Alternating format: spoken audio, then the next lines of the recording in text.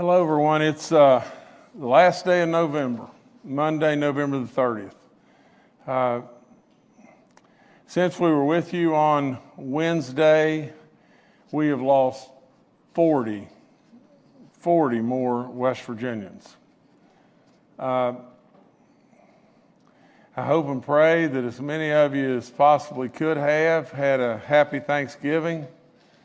I know for these beautiful families and beautiful people, it's surely anything but that, as now our death toll in West Virginia has risen to 735. I always take the time to read, and I will do that again today, and out of total respect for these people and all the incredible contributions they've given to West Virginia and all their families, and I ask that you'll please join Kathy and I in our prayers, and I know that God above is understanding and taking all this responsibility on Him, and that's the way we'll get through this. But it's tough on these families. So please, to God above, some way, give these families some level of peace and be with them, and especially be with these that we've lost. Our 696th death is a 79-year-old male from Berkeley County. Our 697th death, a 50-year-old male from Mason County. Our 698th death, an 89-year-old female from Jefferson County. Our 699th death, a 69-year-old male from Cabell County. Our 700th death, an 86-year-old female from Kanawha County. Our 701st death, a 74-year-old female from Putnam County. Our 702nd death, a 75-year-old male from Taylor County. Our 703rd death, an 85-year-old female from Marshall County. Our 704th death, a 57-year-old male from Raleigh County. Our 705th death, an 81-year-old female from Mineral County. Our 706th death, a 47-year-old female from Wyoming County. Our 707th death, a 70-year-old male from Marshall County. Our 708th death, a 98-year-old male from Cabell County.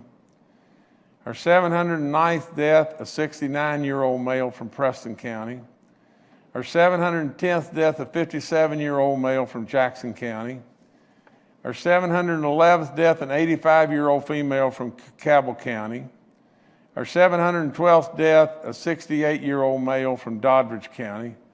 Our 713th death, a 77-year-old male from Cabell County. Our 714th death, a 72-year-old male from Wood County. Our 715th death, a 92-year-old male from Harrison County. Our 716th death is a 76-year-old female from Hampshire County.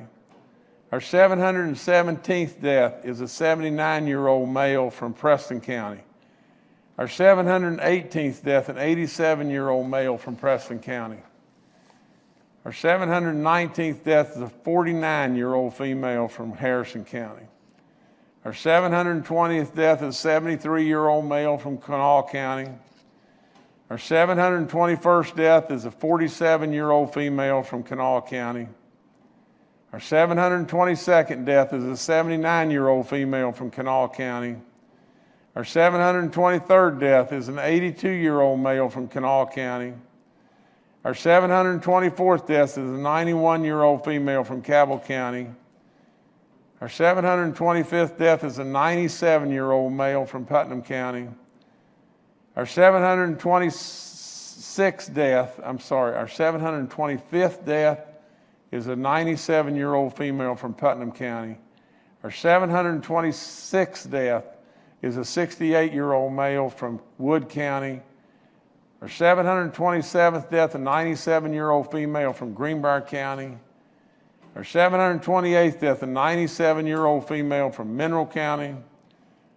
Our 729th death is an 84-year-old male from Marion County. Our 730th death is a 79-year-old male from Monroe County. Our 731st death is a 93-year-old female from Brooke County. Our 732nd death is an 87-year-old female from Brooke County. Our 733rd death is an 89-year-old female from Ritchie County. Our 734th death is an 80-year-old female from Kanawha County. And our 735th death is an 84-year-old male from Cabell County.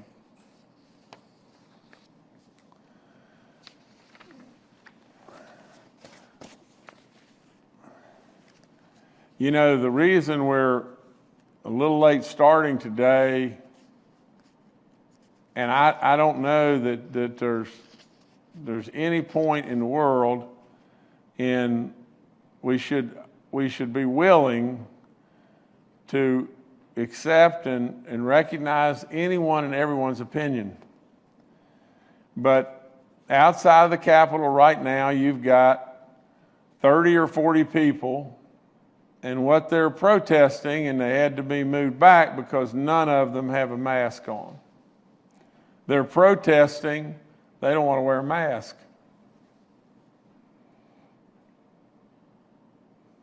We had 40 more people die. 735 West Virginians. We're within a very few days of starting a vaccine. The only thing we all know, the only thing we can possibly have to be able to slow this thing down right now is that mask. That's all we got. That's all we got. I don't understand it. But there are those that have a different opinion. We want to accept their different opinion respectfully, but they had to be moved back from the Capitol to be able for me to get in here, and they really need to be wearing a mask. Our daily positivity rate in the state of West Virginia now in the last 24 hours is 7.07. I'm telling you, this situation is really critical. Our cumulative positive is at 3.64. Our active cases are 16,785 in West Virginia. We have record high patients hospitalized to 597. We have 162 in the ICU units. We have 40 dead. You know, it's great to count. We got 162 in the ICU units. How many of those are going to die? How many more are going to die to nursing homes, or how many more are going to die from this? And absolutely, you know, you depend on me to react, and that's what I'll do. Since last Wednesday, we tested 97,935 West Virginians. And our reproduction rate of RT value is 1.00. And that's the 15th best in the entire country. What does that tell you, West Virginia?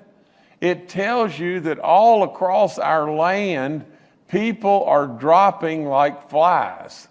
And West Virginia is not immune. We have 8 red counties today in West Virginia: Ohio, Marshall, Mineral, Grant, Ritchie, Wirt, Mason, Wyoming. 15 orange counties. And I'm not even going to read those. Now let me tell you just this. Yesterday, upon the direction through a real concern, Albert Wright is genuinely, really concerned that our hospitals are going to be overrun. And so, in a phone conversation I was having with Clay Marsh, I said, not anybody, I said, at this point in time, if truly we are going to be overrun with our hospitals. If truly we are going there, we need to move immediately upon that guidance to stopping the elective surgeries. Well, in that discussion, Dr. Marsh said to me, he said, Governor, is it the best move we can make to stop the elective surgeries that are going to basically lead to hospital stays and all that, and take up beds in the hospital and all those kind of things? And that's what we're going to have to do first.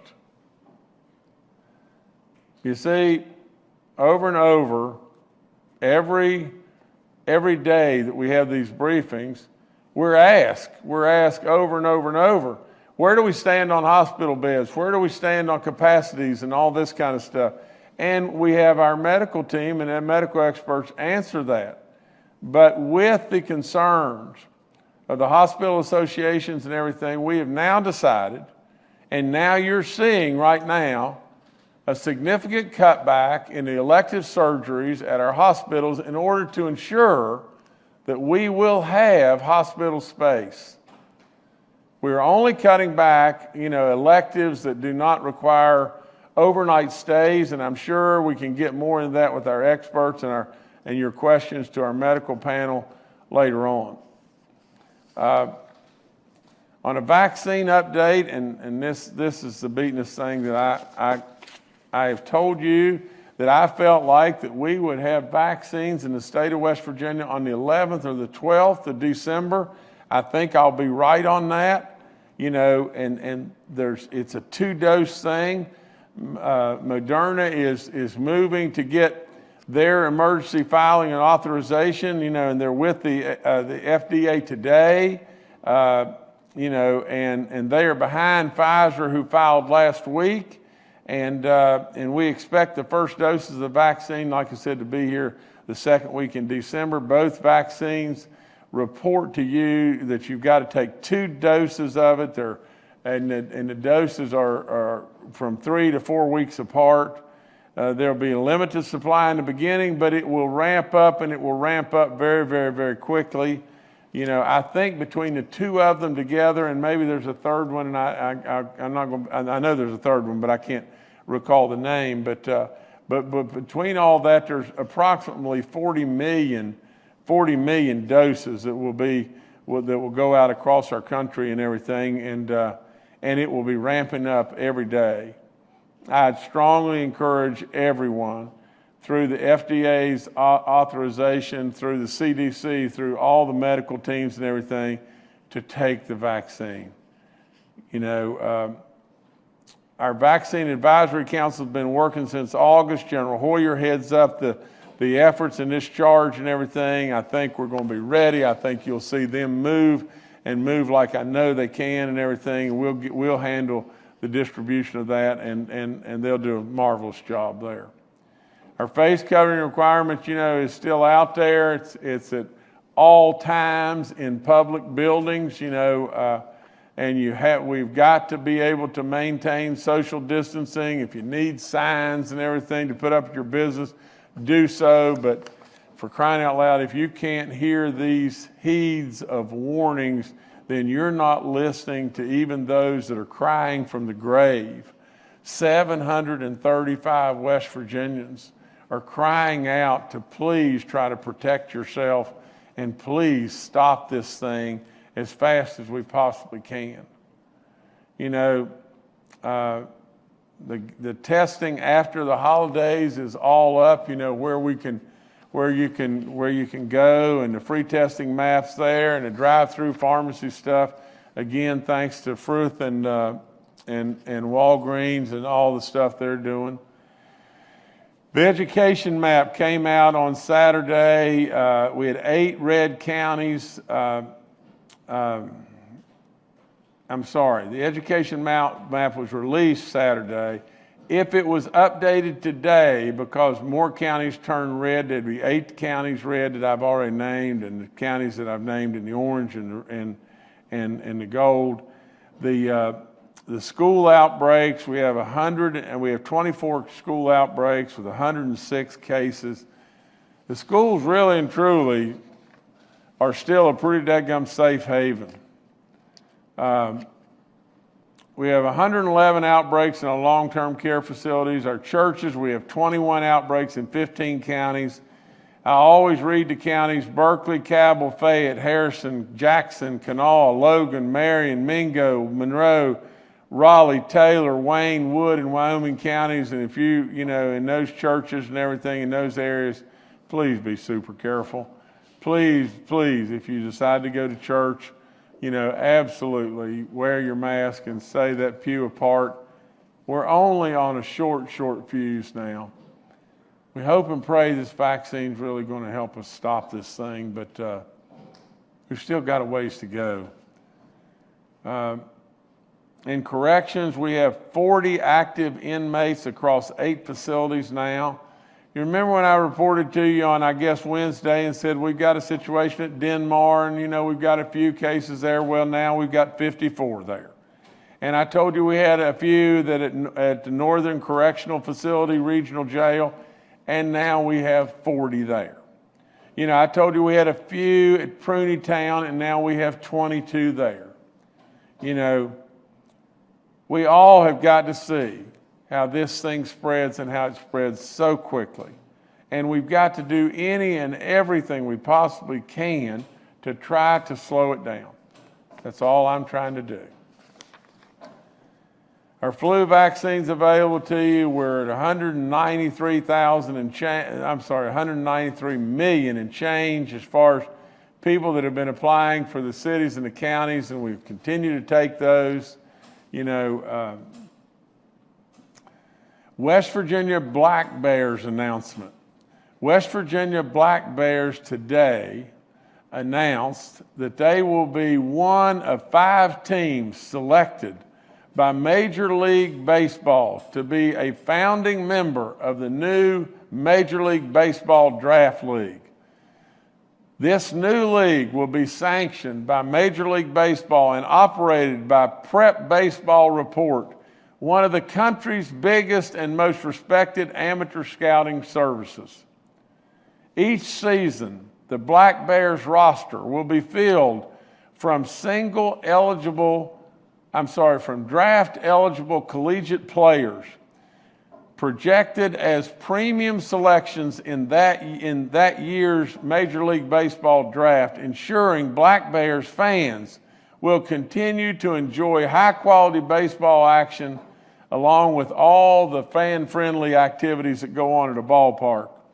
I am truly excited to hear that the Black Bears will continue in Morgantown as a member of Major League Baseball draft.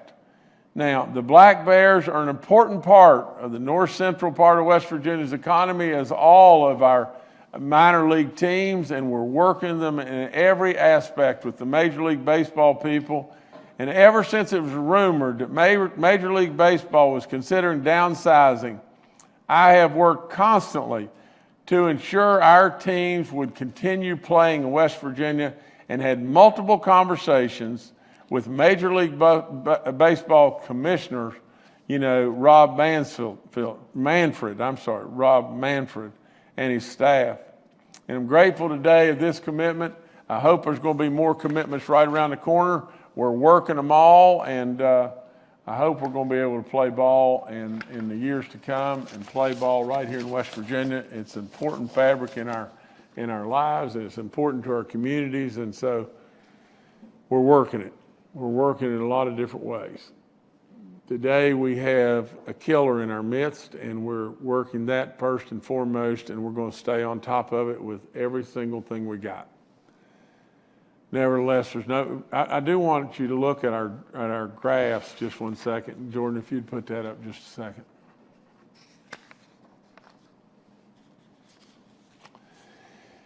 If you'll look and you'll think back to somewhere, and I don't really exactly have the dates, but somewhere around the end of October, the top graph, if you'll look right through that, if you'll go back there on that graph, an eighth of the way, you'll see a widening in that area. And since that time, it's gotten closer and closer and closer together. This is recovered cases versus active cases. Recovered's on the top and active's on the bottom. Recovered's surely not going up as fast as the actives are, and that's not good. We want that to widen and widen more and more, and it's not. It's narrowing. In the next line, that's our daily positivity number. And you know, we bounced along through October, and really and truly, we had more days under that dotted line than over. Now look what's happening. We're just bouncing and bouncing and going higher and higher. The 7.07 is the highest it's been since the end of April. Think about that.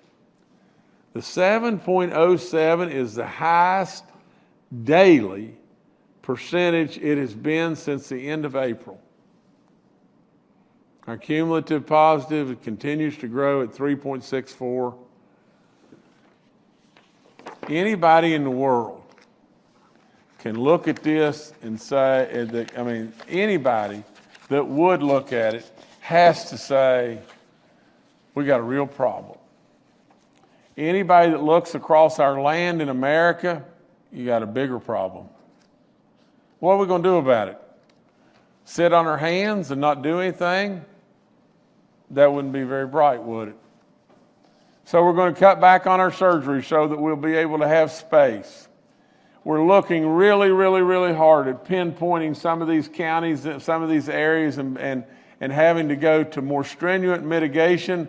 And absolutely, it may very well be that on Wednesday, we have to announce more stringent mitigation in those counties to be able to slow down just the fact that our bordering counties, we have got to slow down people coming over here from across the lines, maybe at hours at our bars or whatever it may be, but we're working every aspect of it.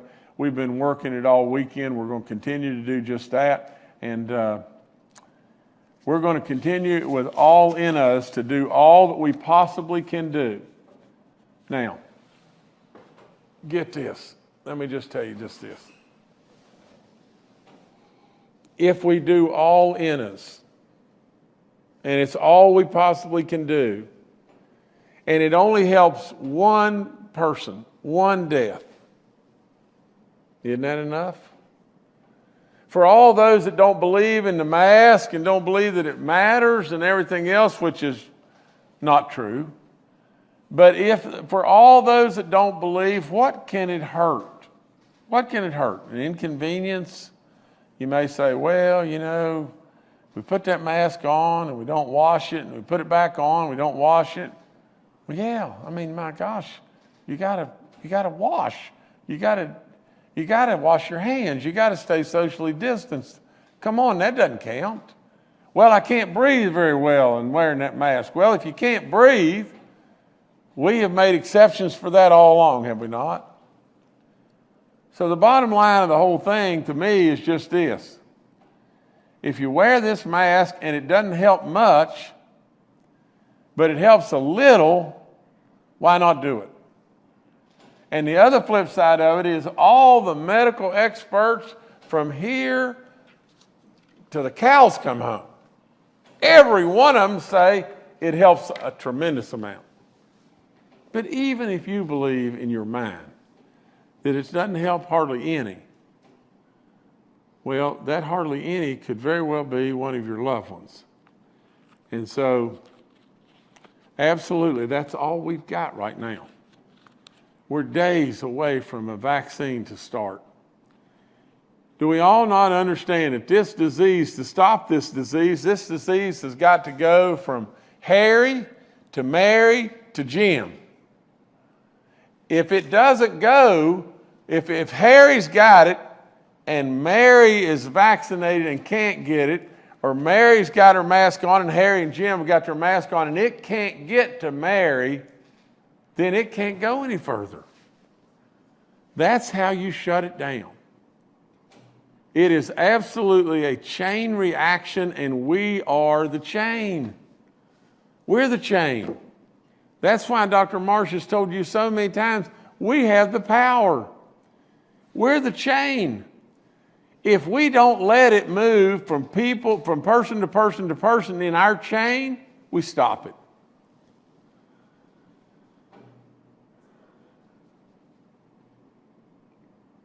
I don't know about you, but I really, really care. And I know West Virginians really, really care. And I know how much 735 great West Virginians have meant to all of us. Just sitting on the sidelines and saying, well, there's nothing we can do. Let's just kind of hang out and see what happens. That's not acceptable to me, and that's not what I'm going to do. I'm done, Jordan. All right, thank you, Governor. Next, let's go to Dr. Clay Marsh, our coronavirus czar. Well, good morning. The governor has, I think, very nicely presented news to each citizen of West Virginia for where we are right now.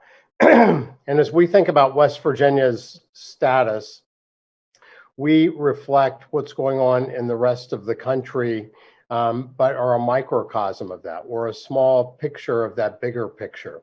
And we know that we are seeing more West Virginians test positive on a daily basis than we've ever seen before. We also know that almost certainly when we see an increase in the number of daily new positives, that in about 2 to 4 weeks after that, we will likely see more people be hospitalized. We're seeing that in the country, and we're seeing that in West Virginia too. We now have more West Virginians in West Virginia hospitals than we've ever had before, more West Virginians in West Virginian ICUs than we've had before, and also more West Virginians on ventilators from COVID than we've had before. Now, I think that as we have constantly talked about this pandemic, one of the things that we have said reproducibly, that one of the biggest risks for us as a state is to see a surge happen, a rapid increase in the number of people that are going to hospitals, to hospital emergency rooms, and going to hospital beds and ICUs. Because after a while, that consumes a lot of the resources of these hospitals, and particularly our most sophisticated hospitals in our state. And then people who need to come into those hospitals for cancer care or heart care or strokes or infections start to have problems finding beds. And just like everybody else who lives in the communities we all live in West Virginia, the hospital workers are also exposed to others who may have COVID-19 and not know it. And so people in hospitals or in healthcare settings or in nursing home settings also can get sick, which places a further burden on that capacity requirement that we have. And everything is all connected. So once the smaller hospitals in smaller communities in West Virginia get to be more sort of impacted by sicker and sicker people who may have COVID-19, who are seeking care, that starts to increase the drive to transfer those people to the larger hospitals and the more sophisticated hospitals in our state. And then we see the bigger, more sophisticated hospitals in our state start to get into trouble because they start to lose the capacity.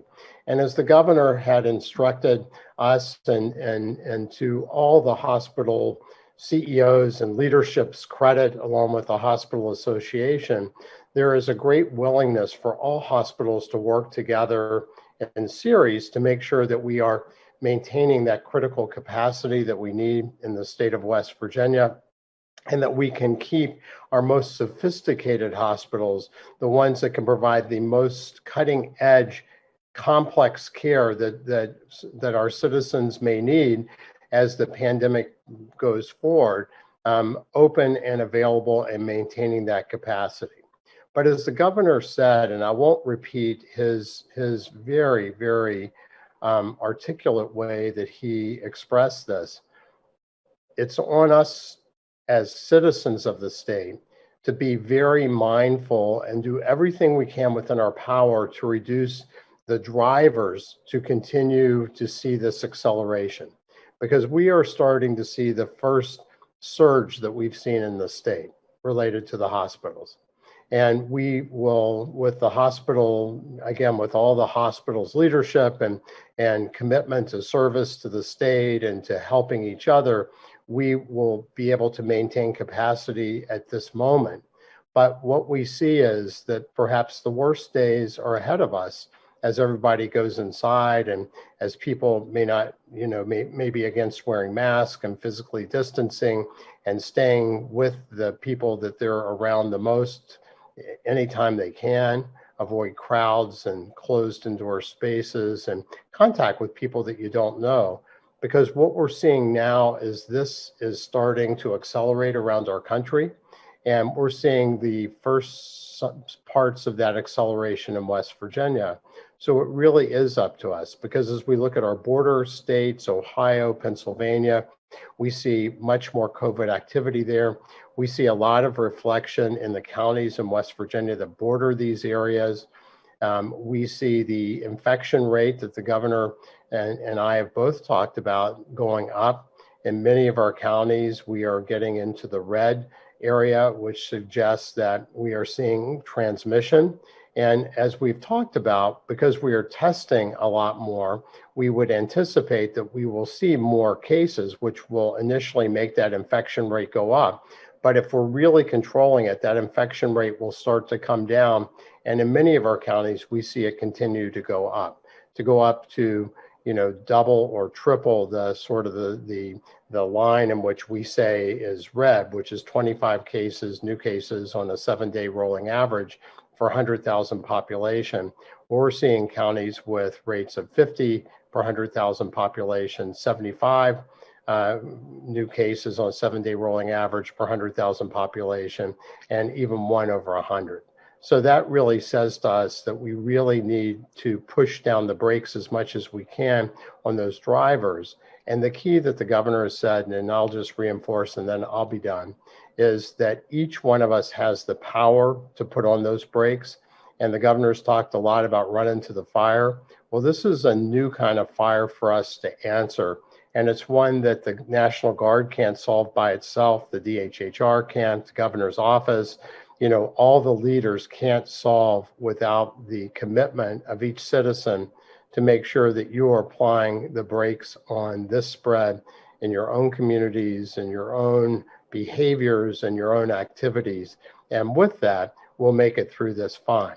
But West Virginia, make no mistake about it, we are entering a new part of this pandemic, and it's one that poses threat to us if we don't act vigorously, consistently, and altruistically. So thank you. All right, thank you, Dr. Marsh. Next to Major General Hoyer with the West Virginia National Guard. Good afternoon. Just like to highlight a couple of things, reinforce what the governor and Dr. Marsh have talked about.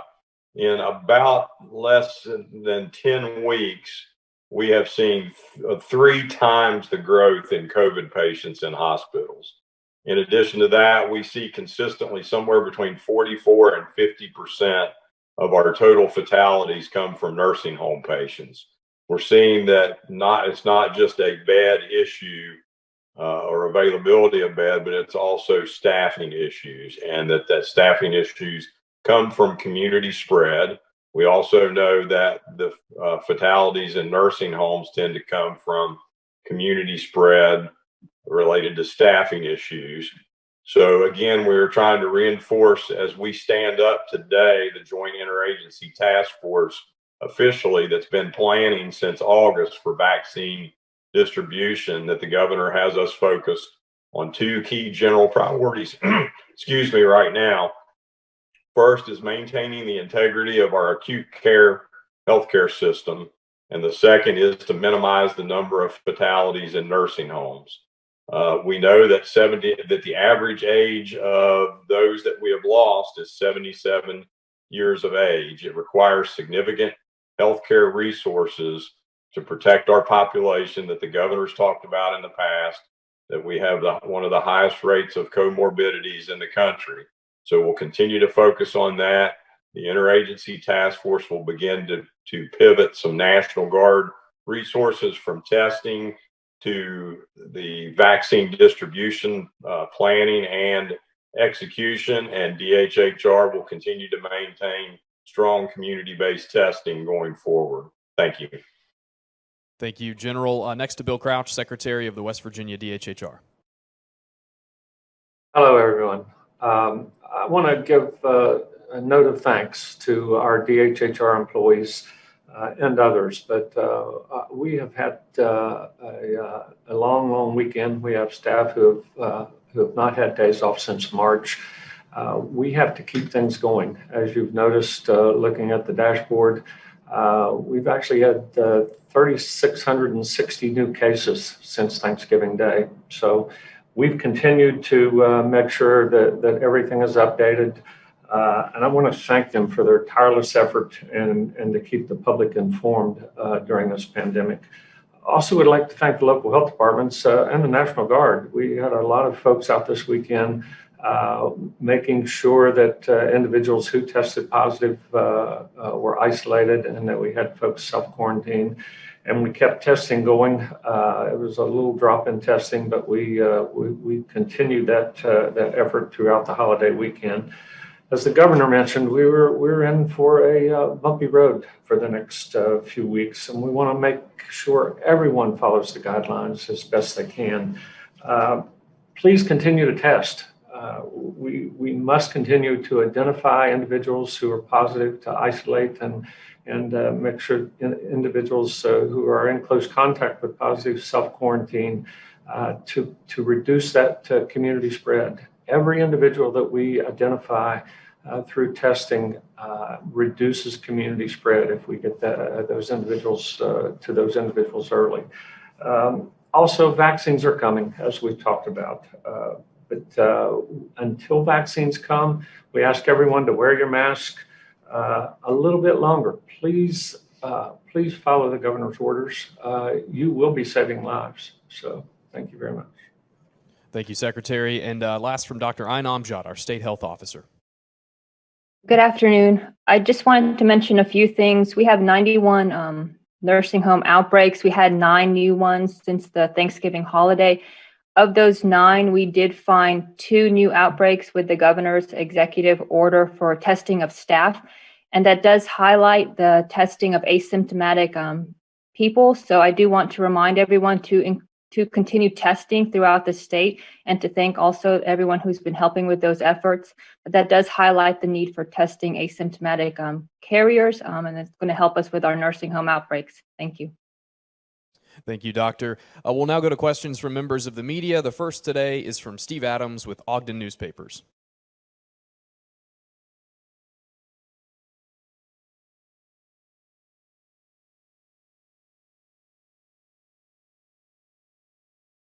Steve, we can't hear you. You may be on mute.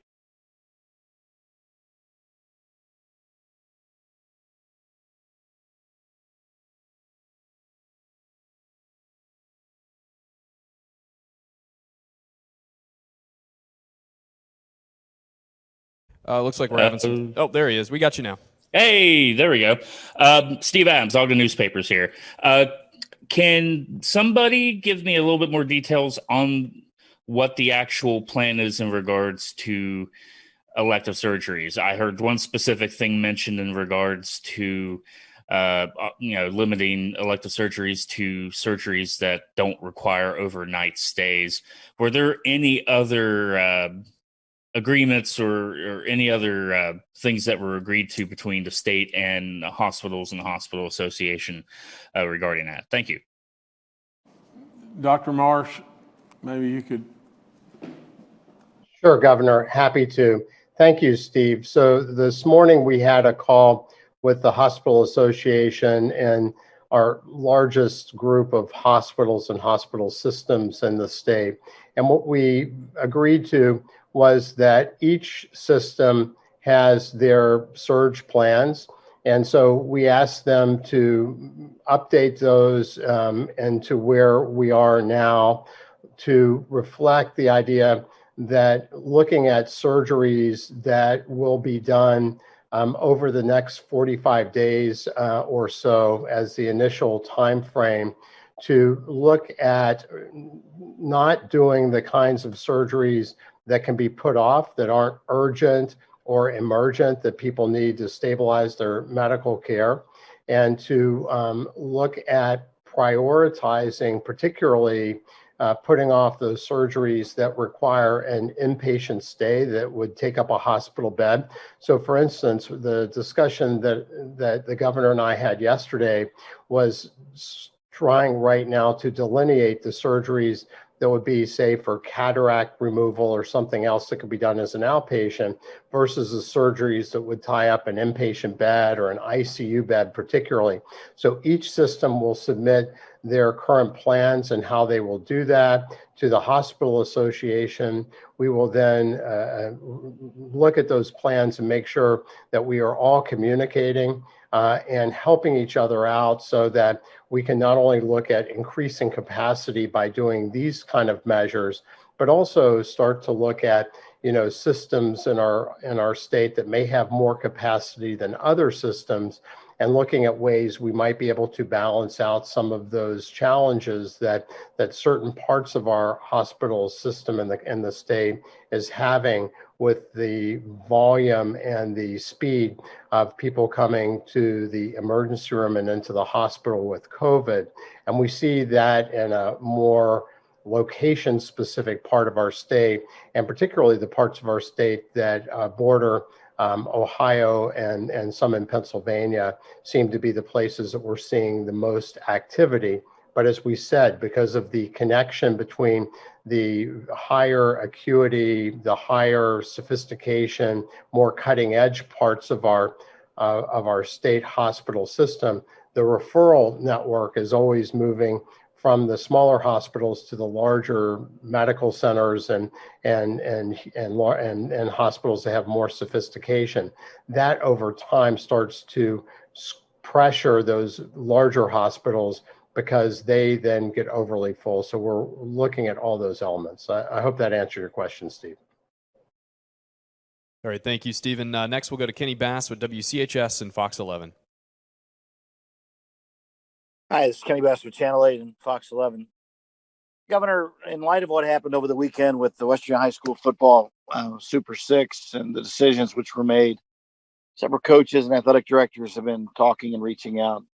Is there a pathway forward for either individual schools or counties in the state to apply with your office for CARES Act money to replace lost revenue that they've experienced this year because of the pandemic due to ticket sales and cancellation of games? As you well know as a coach, it's mostly football and boys basketball which pay for all of the other sports at just about every school.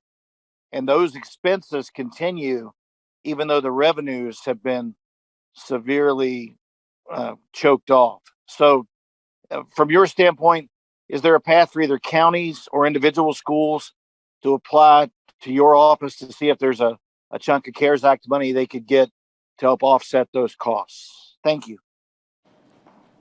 Okay, Kenny, this one we've been on for a long time, and we're still on it. We're still trying to work through a possible way. It cannot be done just as a simple replacement of lost revenue.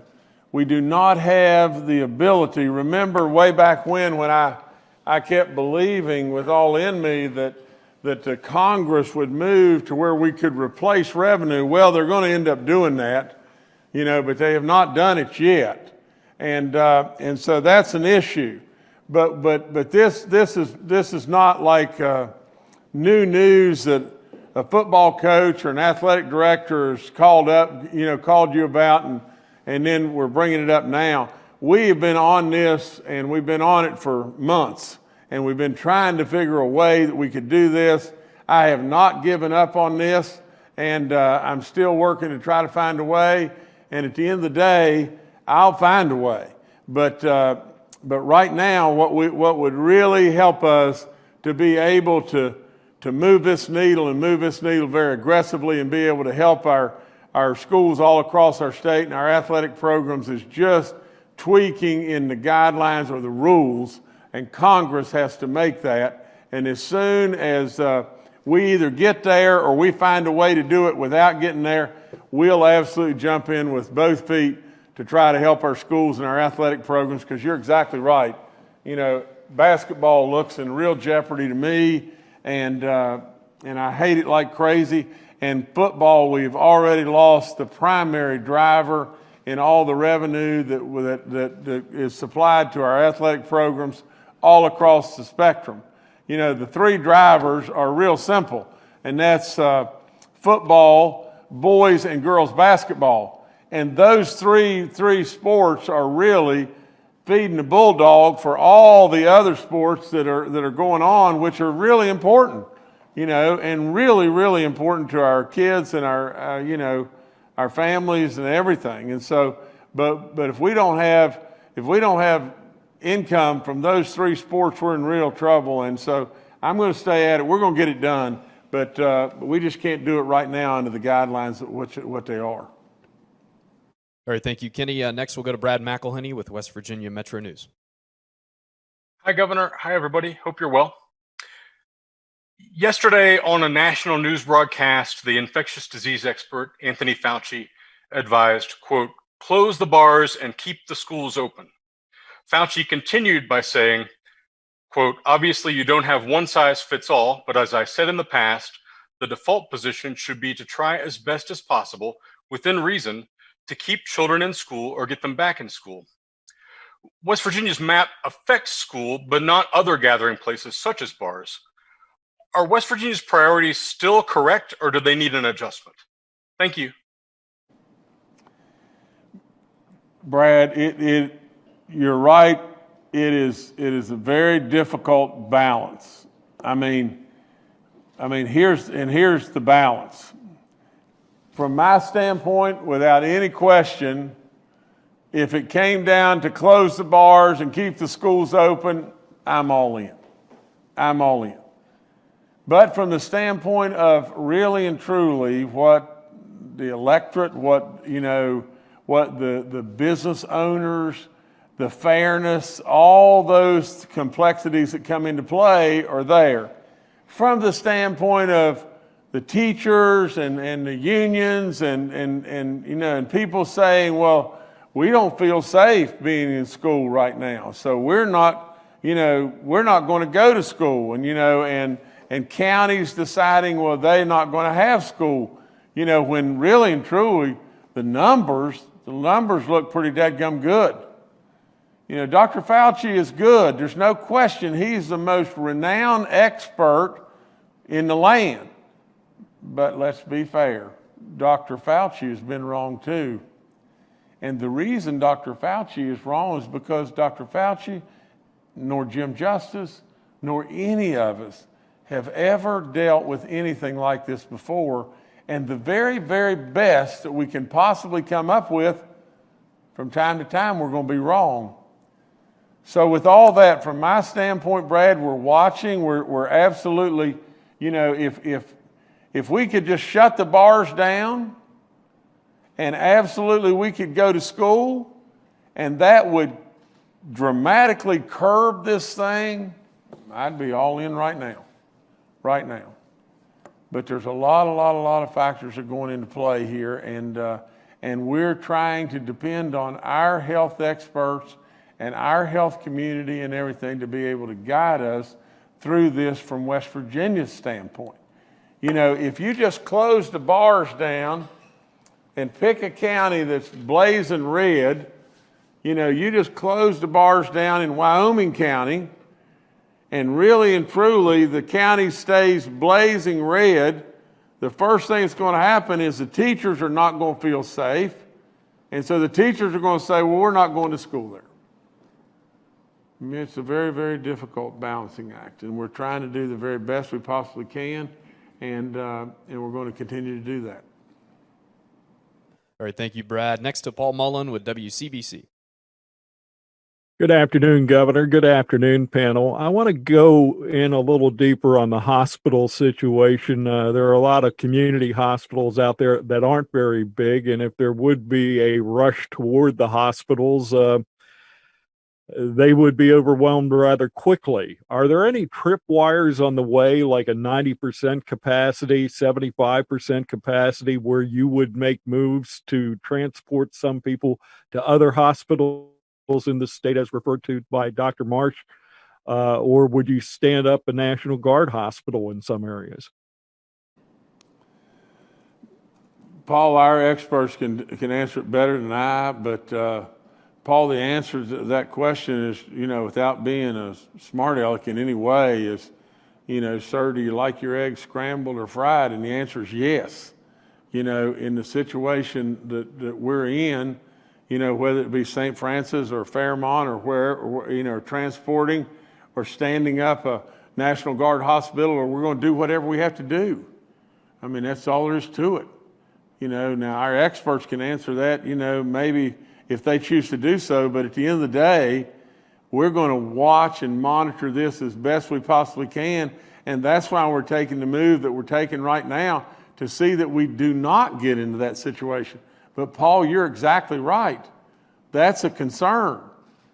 And when you sit here and you read 40 people that died since and the days are all running together, since last Wednesday, and you look at what's going on all across our country, Paul, you gotta react, and that's what we're doing. Governor, if I could just add one thing. Surely. So, Paul, I would just also want to make sure that we're communicating well. So we still have capacity to take care of people with COVID in our state. We still have capacity to take care of sick people with COVID in our state. And what we're starting to see, though, is that part of our bigger hospital systems, and the governor mentioned Albert Wright, who is the chief executive officer of West Virginia University Health Systems, which is our largest system. Albert has reflected that there's been a lot more activity that's accelerated, particularly in Wheeling and in Parkersburg, that's led to an influx of more people coming into Ruby, which is basically started to create a bit of an issue that we're just starting to see there, where we don't have as many immediately available ICU beds as we may normally see after a Thanksgiving holiday. But that's the reason why, with the governor's guidance, and really with the leadership of all of the hospital systems and the West Virginia Hospital Association, along with our pandemic leadership group, that we are now working to come up with active measures to make sure that we are prioritizing the different activities that these hospitals are normally do, so that we can maintain that capacity. We know that smaller hospitals may not have that same ability to free up capacity, so we're watching the smaller hospitals very carefully as well. But I think that it's important for us to make sure that we're communicating well, that we are starting to see that surge that's happening at the hospital level, and we're acting very aggressively to maintain capacity, as the governor has said. But that's a reason why we need to cut this surge off now, which is the reason why we're pleading with all of our citizens to really double down in their use of their own ability to control COVID spread. As the governor talked about that chain, break the chain by wearing your mask and physically distancing. So thank you. All right, thank you, Paul. Next to Haley Kosick with Nexstar Media. Okay, hi, Governor and panel members. Through conversation and word of mouth, many West Virginians have said that they don't trust the vaccine that will soon roll out to the public, and that when the time comes to get the vaccine, they will happily decline. Do any of the members have a comment to these feelings on the vaccine? Well, let me answer this.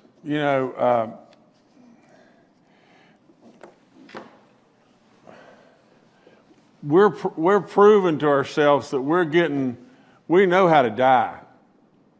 I mean, we can look down and prove to ourselves that every single day,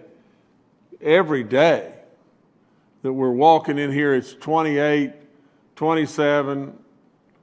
Now we went through a couple extra days on a holiday and everything, so it's 40. And really, if we don't do anything, I don't know that there's one person. Well, there's got to be. There's got to be, because there's people, protesting not wearing a mask, or they don't want to wear a mask. But I know very few people, and nobody that I know that's in the medical community that's going to say the best thing we can do is do nothing. Just do nothing. Just sit back and hope and do whatever we want to do and hope and pray that this thing's just going to go away. Nobody believes that we're going to quit dying. And so, in other words, I would say we've figured out how we can die. Now we've got to figure out how we can live. From the standpoint of people being concerned about taking the vaccine, we have got to depend on people, our FDA, all the different people that are experts beyond belief. From what I'm told, through all the thousands upon thousands that they've tested and they've run these trials and everything else, for the most part, I really don't know anything worse than you get the vaccine, and for a few hours after that vaccine, they do have people that have reacted to it where they feel a little flu-like symptoms or they feel a little sick for a few hours. But then after that, within a very short period, less than 24 hours, they're fine. Now, sure, in everything we do, we've got to be smart enough to realize when we get out of the bed, there's risk. I'm telling you, we know how to die. We've got to learn how to live right now. We've got to learn how to stop this pandemic and live. The vaccine is an opportunity for us to live. If we all believed, well, we don't want to take the vaccine, let's just take that course. We all believed we don't want to wear a mask, we don't want to take a vaccine. What do you think the chances of not repeating the same Groundhog Day are? They're zero. We're going to die. And so if that be the case, let's try to live. I don't think we really need anybody else to comment on that. It's just as simple as that. Sure, there's always a risk with anything and everything you do. From what we've been told, the risk of taking the vaccine is so minuscule, it is off the chart. I think that people will overwhelmingly take the vaccine. All right, thank you, Haley. Next to John Mark Shaver with West Virginia News. Hi, everybody. Keeping on topic with the vaccine, will the state require the COVID-19 vaccination for all school children and or staff and faculty in the schools? And if so, will they have priority in receiving any early doses?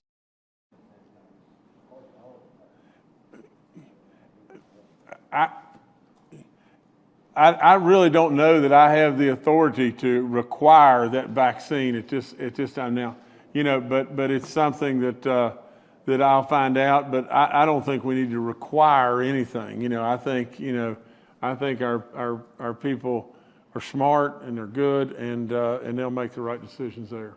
But you got teams that are working on this everywhere.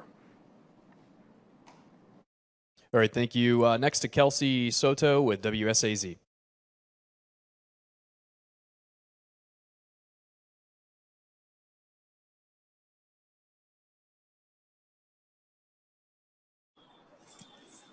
Governor, as Brad mentioned before, Dr. Fauci said that bars are where spread is happening and not schools.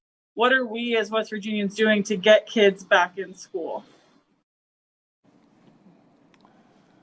Kelsey, it's limitless. I could talk to you for hours on what, the great people, all across our state in the Department of Ed, through our superintendents, through our teachers, and everything that everybody's trying to get our kids in school. I have said over and over and over, the virtual learning thing is the next best thing to not much, because we know that it's not working to the level that is anywhere close to the in-school situation and how impactful that is upon our kids. Kelsey, there's no point in me just going through and trying to hit the highlights here and there. There's a lot of people that are working night and day on trying to be able to have our kids in school. And I mean everybody just about is working just on that. From the standpoint of even people that, whatever the reason that they may want to do something else and everything, I feel certain that all of our teachers want our kids to be in school, all of our administrators, all the superintendents, everybody from the medical team, all of us want our kids in school. Everybody's busting their chops trying to get our kids in school. All right, thank you, Kelsey. Next to David Beard with the Dominion Post. Hi, this question was posed to me, and I think it's worth passing along just in light of the surge. Talked often about all the testing we're doing, identifying super spreaders, and I understand there are privacy issues, but just in terms of bare numbers, have you in fact identified any super spreaders around the state? Can you say, just as a number, how many and about how many people you've estimated those people have infected? Thanks. David, I'm going to take it again because I don't have any problem handling the responsibility and taking whatever it may be. But David, we've probably identified thousands, to tell you the truth, that we wouldn't have gotten before. From the standpoint of the price tag, we have not even looked at that. It's enormous. We have not even looked at it. We have the money to be able to pay for the testing, and we've proceeded to absolutely test and then continue to test. From the standpoint of identifying those that were asymptomatic, that didn't have any idea that they had this and everything, how many have we identified? Well, heaven forbid, I bet you it's in the thousands. If we hadn't have tested, would we be far worse off than we are today? You're dadgum right. You're dadgum right. But we've got to realize that this situation today, and if you don't realize it, turn the television on and look. This situation today is coming at us in every way that it can come at us. No one can identify to me that there's a battlefront that we can put General Hoyer on and stop this. We felt like that significant additional testing was our way. And it has been our way, but it's not enough.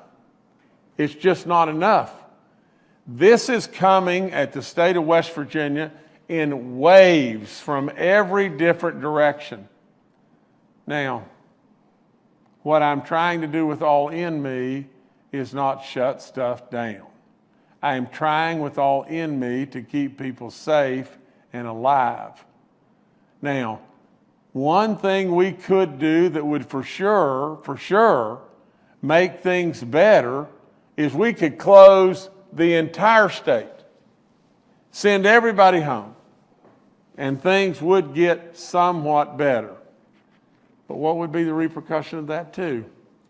We would lose all kinds of people there as well. We're trying to balance all that out.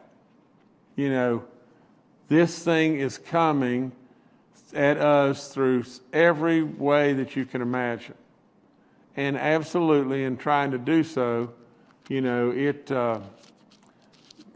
I'm sick of saying that it's tough. Well, of course it's tough, but as it comes at us in this way, there's no one, and Dr.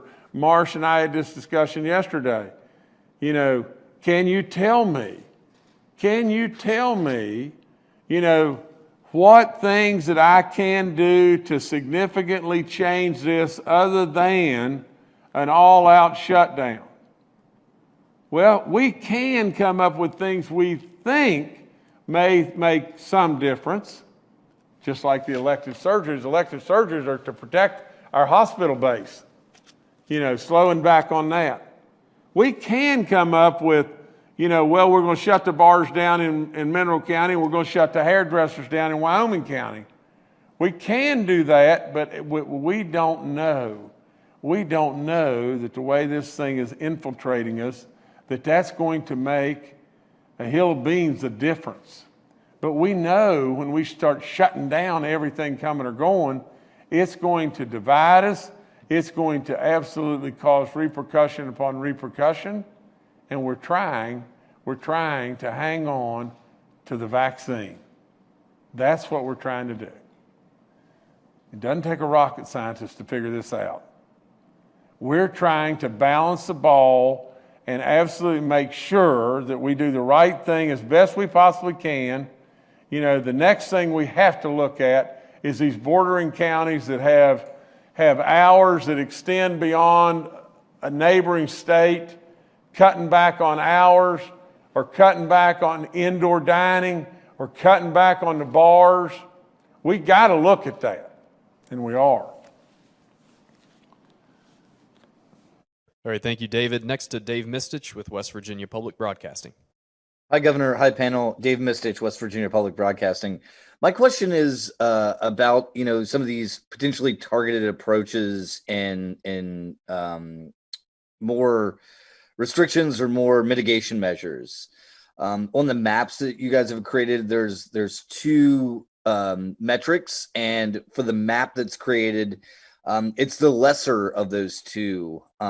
Whenever we go to look at, you know, very targeted approaches to these measures, are we going to go with the lesser of the two, or are we going to go with a third metric? Are we going to go with something that we haven't heard of before?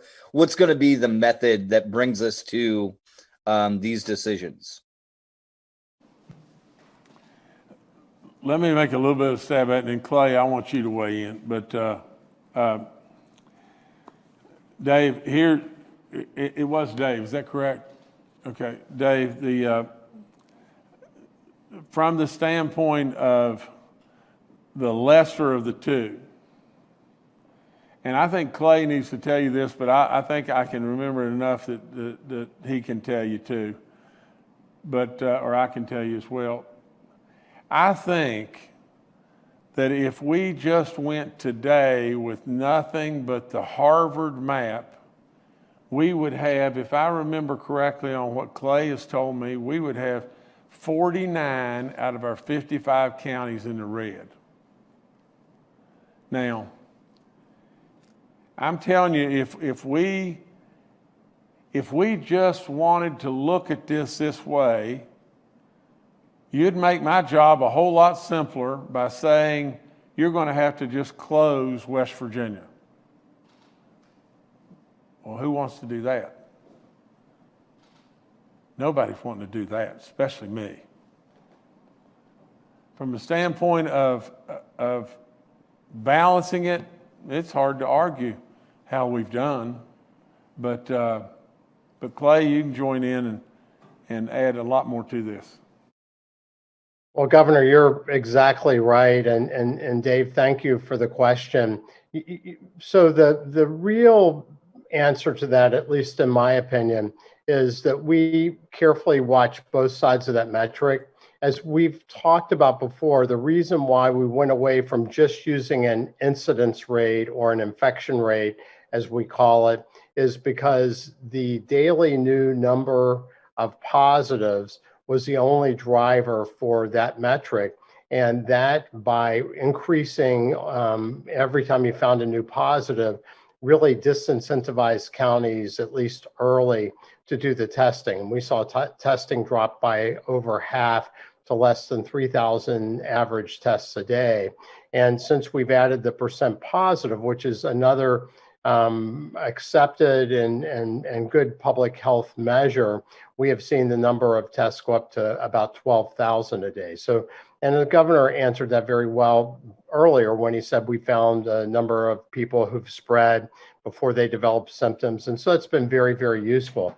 But I think when you look at the other side of the metric, the incidence or infection rate, as the governor said, we are seeing more spread in counties that is not being offset necessarily by just doing more and more testing, which makes us know then that we really need to rely on our citizens to try to reduce the susceptibility to spread, which, as we've said many times, masks, physical distancing, wash your hands, avoid the 3 C's, et cetera. But we also have a very active group of local health departments and public health specialists like Dr. Amjad and our epidemiology team that researches and studies in each county what is driving those new cases, what is driving that spread. And the thing that the governor's responded to beautifully, I think, has been that nursing homes are our number one place where we see spread happen. And that's where, as General Hoyer said earlier, where we see most deaths of all different sectors. It's in nursing homes. And that's the reason why we're testing multiple times a week in nursing homes. And that's been very helpful to be very aggressive about the nursing home sector. But as we continue to go, we are constantly looking for those specific areas where we can make some recommendations to the governor to make a big difference. And I think that, from my perspective and being around the governor a lot and our leadership team, this is not a simple equation, and trying to make sure that we're keeping people together yet also mitigating very specifically is what we're trying to do. So I think as we go forward, we continue to look for those opportunities and make those recommendations as we believe it could make a really precise difference in a particular county. But I think your question's is well positioned, because we do know that we need to not only test and do the contact tracing, but we also need to reduce that chain that the governor talked about. And that's going to be very important for us moving forward. All right, thank you, Dave. Next to Phil Kabler with the Charleston Gazette-Mail. Hello, everyone. Could we discuss a little bit some of the more stringent mitigation measures that are under consideration? And if it's pinpointed to specific counties, how do we avoid driving people across county lines where services are still available? Let me make a stab at it as best I can, Phil. Phil, you're dead on the money, right? If you stop people from going to bars in Mineral County, they're going to drive across the county lines and go to a bar in a neighboring county. There's all kinds of aspects like that to consider. I'd say, and Dr. Marsh and I discussed yesterday, and we discussed just this is from the standpoint of is continuing. We monitor this all the time, but watching our neighbors and our bordering counties in our other states, as far as hours and everything that they have, and how restrictive they are about people going to bars. One of the things we can do is, if we follow suit exactly with them, then probably you will minimize, people that are in a county right across state lines, from the standpoint of a bar shutting down at 10 o'clock and people from that state, coming over to our bar and everything that may stay open until 2 o'clock in the morning. There are some things like that could help. My concern most about that kind of stuff is just is how much will it help? At the end of the day, we will put people out of work, businesses closed. We'll have repercussions like you can't imagine, from the standpoint of, we haven't forgotten about this terrible drug epidemic that we have, or suicide issues, or whatever it may be. So there's all kinds of considerations. You're exactly right. People can drive across county lines.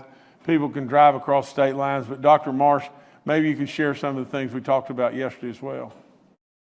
I think you covered it really nicely, Governor.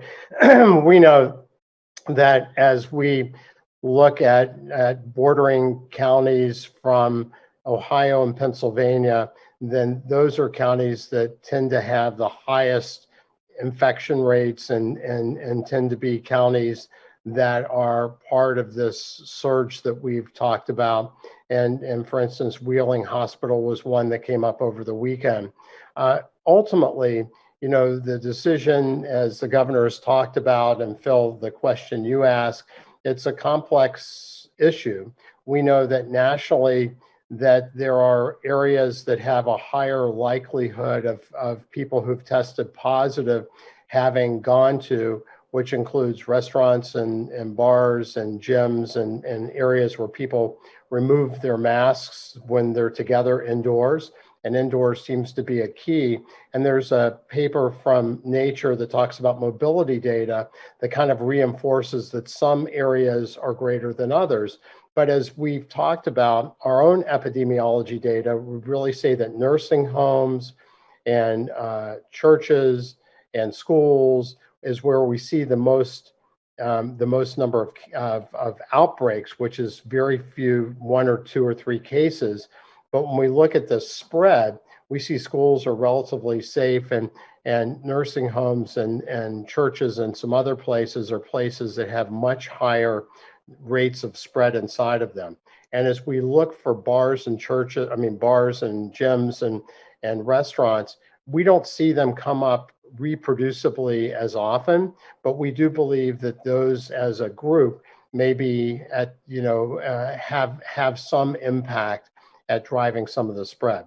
And the governor, I think, is right that the border counties is really a reasonable and important, initial look. But I think that with all that said, the key for us is we have the power to limit the spread by each of us acting responsibly and altruistically. And it really is as simple as wear a mask and stay physically distanced and don't be around, try to minimize your movement around other people that you don't live with and crowds and indoor spaces. And if we do that well, then we won't have to do a number of mitigation measures. But that is what the governor and I talked about yesterday. All right, thank you, Phil. Governor, I'll turn it back to you. Okay, I appreciate all the questions. I appreciate all the interaction from our panel. I appreciate all the work that our people put in to give me a lot of the data that I'm able to report to you each and every day. I want everyone that's still on, and I know a lot of people have dropped off, but I want everyone to really dial in just a second to what I have to say here.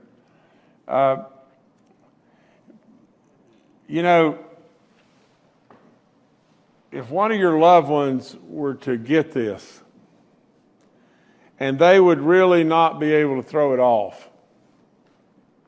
Now, we all know that most people that get it are able to survive. But if one of your loved ones were to get this and they couldn't throw it off, how tough would it be? Because this has happened over and over and over. How tough would it be to not be able to go to the hospital to see them? How tough would it be to be lying there, possibly dying or possibly just gasping for breath, and none of your loved ones can even be around you? It's tough. It's really tough. And all of us need to realize even more that right now this situation is even tougher. If that's not enough, how tough would it be to have a loved one that's in a nursing home that so badly needs their family to be able to come and see them? And maybe it's been months upon months upon months, and they can't even embrace with their kids or their grandkids or whomever it may be. How long are we going to stand idly by and let those people continued to suffer. And what can we do? But what we can do is what everybody continues to plead over and over and over with what we can do. What we can do today is wear masks. You know, and yet we still have a good many people that are hell-bent against that, because supposedly it may be their liberty. Well, in my opinion, their liberty does not include taking a risk with somebody else's life. Now, if they want to walk off a cliff and everything, they can do so. But I don't think they ought to be able to walk off a cliff and drag others with them. Now, from a standpoint of all West Virginians out there, for the most part, understanding, yeah, I think that all West Virginians do, and I'm very, very, very thankful for what you do each and every day. The bottom line of this thing is just this. And here's the thing you need to listen to Jim Justice to better than anything, period. The bottom line is we can't stop this today. All we can possibly do is cut this thing off at the pass if we can stop the chain reaction of what's going on. Now, there's a vaccine on the way. I don't know why in the world our medical team or myself needs to sit here day after day and plead with everyone to do everything they possibly can in their power to stop the chain reaction until the vaccine gets here. I'm telling you, West Virginia, you have done marvelous. And I love you more than good sense. I love you with all my soul in every way. And absolutely, I'm going to continue as long as God gives me breath to try to help each and every one of us in this state to try to get through this and to try to tackle all of our issues and problems. We have been blessed beyond belief from God above. But with all in me, I've got to tell you over and over, you are within days of a vaccine that is our hope right now. This is your power today, a mask, to be able to help. Absolutely do the smart things that we plead with you about each and every day. We plead with you about the elderly going to church, or the pew in between you, or helping it go to the grocery store for someone, or whatever it may be. But West Virginia, I am telling you with all in me that we can make adjustments that will help a little. But we can't make the adjustments that will help the most without massive shutdowns, without you wearing your mask all the time, without the vaccine. We know, I know what we got to do. You just got to do it. Thank you so much.